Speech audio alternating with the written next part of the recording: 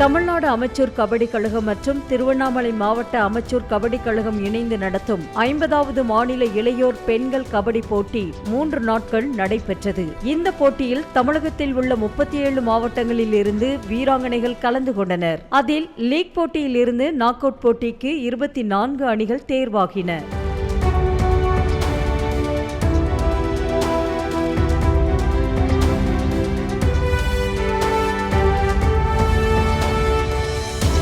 இதனைத் தொடர்ந்து நடைபெற்ற இறுதிப் போட்டியில் முதல் இடத்தை பிடித்த ஈரோடு அணிக்கு 20,000 ரூபாய் ரொக்கமும், சென்னை அணிக்கு 15,000 ரூபாய் ரொக்கம் மற்றும் திருப்பூர், திருவாரூர் அணிகளுக்கு தலா 10,000 ரூபாய் ரொக்க பரிசும் வழங்கப்பட்டது.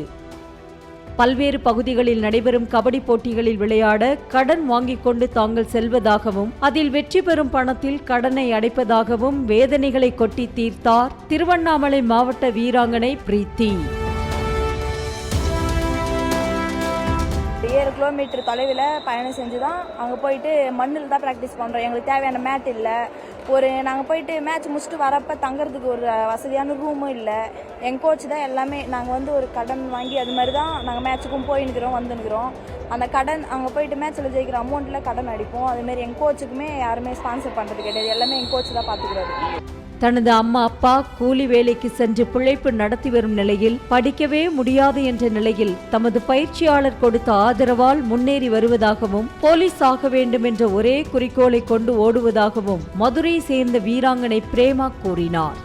அப்பா அம்மாவும் 2 பேருமே கூலி வேலை தான் பார்க்குறாங்க. ஸோ என்னை என் காலேஜில் சேர்த்து விட மாட்டேங்கிறாங்க. ஸோ எங்கள் அம்மாவும் எங்கள் அப்பாவும் உனக்கு சேர்த்து விட மாட்டேன்னு சொன்னவங்களே என்னை சார் சொல்லி நான் மேலே நம்பிக்கை வச்சு காலேஜ் சேர்த்து விட்டாங்க. ஸோ அதை இன்னும் நான் ஃபாலோ பண்ணிட்டு இருக்கேன். கபடியிலே சேர்த்து விட்டாங்க.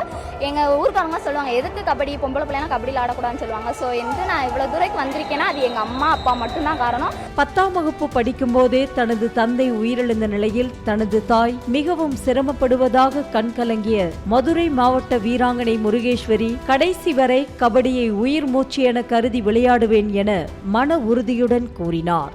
அப்பா இறந்துட்டாங்க. நான் 10th படிக்கும் போது. அம்மா ஒரு ஆள் தான். அம்மா கஷ்டப்படுறவங்க தான்.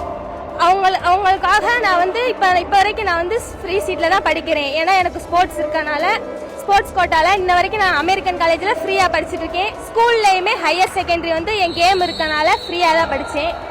அதே மாதிரி இப்போ நல்லா ஒரு ஸ்போர்ட்ஸில் ஏதாவது ஒரு செலெக்ஷன் வாங்கிட்டு நம்ம ஸ்போர்ட்ஸ் மூலியமாக எனக்கு ஒரு ஜாப் கிடைக்கணும்னு தான் ஆசை. நியூஸ் தமிழ் செய்திகளுக்காக செய்தியாளர் சசிகுமார். செய்திகளை உடனுக்குடனும் துல்லியமாகவும் தெரிந்து கொள்ள சப்ஸ்கிரைப் பண்ணுங்க.